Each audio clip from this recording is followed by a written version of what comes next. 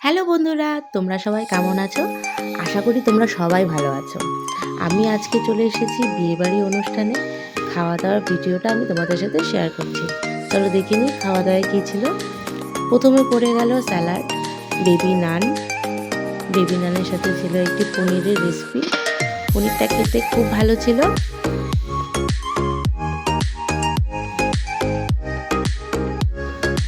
এবারে চলে আসলো সাদা ভাত। এখানে আমার শাশুড়ি মা আমার সাথে বসেছেন খেতে। এবার সাদা ভাতের ওপর পড়ে গেল গরম গরম নবরত্ন ডাল, তার সাথে ঝুরি আলু ভাজা। ঝুরি আলু ভাজাটা আমার খেতে খুব ভালো লাগে ডালের সাথে।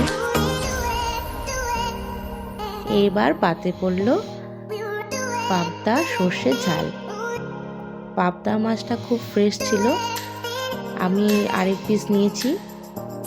এবার চলে আসলো কাতলা মাছের কালিয়া। মাছটা ভালো ছিল, তবে আমার পিসটা খুব একটা ভালো পড়েনি।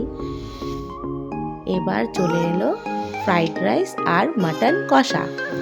মাটন কষাটা খেতে খুব ভালো ছিল, আমার গ্রেভিটা বেশ ভালো লেগেছে।